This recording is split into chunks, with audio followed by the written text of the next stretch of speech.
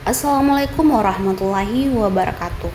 Perkenalkan, nama saya Nur Hikmah S dengan NIM H052351 dari kelas PGSDM. Di sini saya akan menjelaskan sedikit tentang arti kepemimpinan bagi Gen Z. Sebelumnya, tujuan saya di sini membuat video ini untuk memenuhi mata kuliah saya, yaitu mata kuliah kepemimpinan. Jadi, apa sih itu kepemimpinan Gen Z? Jadi, arti kepemimpinan bagi Gen Z adalah kemampuan untuk memimpin dengan cara yang kolaboratif, inspiratif, inklusif, dan adaptif. Gen Z tidak melihat kepemimpinan hanya sebagai posisi atau jabatan, tetapi lebih pada bagaimana seorang pemimpin bisa menjadi teladan, mendengarkan pendapat, menghargai perbedaan, serta mampu membawa perubahan positif di tengah tantangan zaman.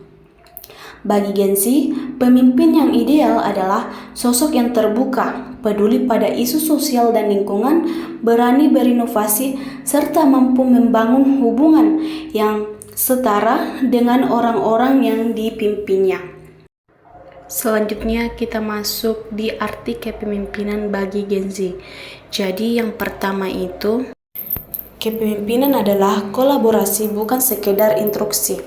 Gen Z melihat pemimpin bukan sebagai bos yang hanya memberi perintah, tapi sebagai role model yang mampu bekerja sama, mendengar, dan membuka ruang diskusi. Yang kedua, kepemimpinan berarti memberi inspirasi, bukan sekedar mengontrol. Mereka lebih menghargai pemimpin yang bisa memberi contoh nyata, menginspirasi lewat tindakan, dan menunjukkan integritas daripada yang hanya memimpin dengan kekuasaan.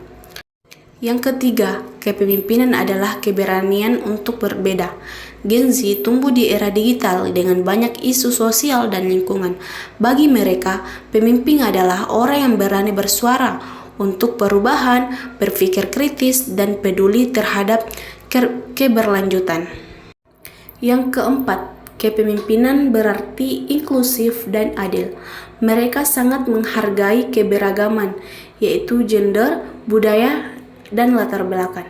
Pemimpin yang baik bagi Gen Z adalah yang mampu merangkul semua orang tanpa diskriminasi. Yang kelima, kepemimpinan adalah kemampuan beradaptasi. Dunia cepat berubah, teknologi terus berkembang.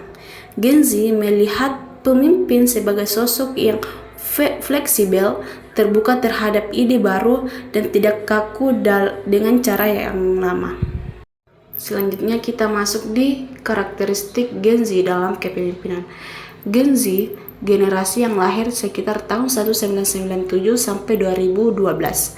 Tumbuh di era digital sehingga kepemimpinan mereka punya ciri khas berbeda dengan generasi sebelumnya. Digital terbiasa menggunakan teknologi, media sosial, dan informasi cepat. Inklusif dan terbuka, menghargai perbedaan budaya, gender, dan pandangan. Selanjutnya, berorientasi pada kolaborasi, lebih suka kerja sama tim daripada hierarki kaku. Selanjutnya, kritis dan inovatif, berani menyampaikan ide baru dan mencari solusi kreatif, dan fleksibel, menyukai kebebasan dan cara kerja yang tidak kaku, misalnya remote work. Selanjutnya, gaya kepemimpinan Gen Z. Yang pertama itu partisipatif, yaitu mengajak anggota tim terlibat dalam pengambilan keputusan. Yang kedua, berbasis nilai, yaitu value dan driven, yaitu peduli isu sosial, lingkungan, dan keberlanjutan. Yang ketiga, autentik, yaitu lebih suka pemimpin yang jujur, apa adanya, dan transparan. Yang keempat, adaptif, yaitu cepat menyesuaikan diri dengan perubahan teknologi dan tren global. Selanjutnya kita masuk di kekuatan kepemimpinan Gen Z. Jadi yang pertama itu ahli dalam memanfaatkan media digital untuk membangun pengaruh. Yang kedua, mampu menjembatani komunikasi antar generasi. Yang ketiga, punya kepedulian tinggi pada isu-isu sosial, misalnya lingkungan, keadilan, dan kesehatan mental. Dan yang keempat, mendorong kerja tim yang inklusif dan setara. Selanjutnya, tantangan kepemimpinan Gen Z. Jadi, kadang dianggap kurang sabar dan ingin serba cepat atau instan.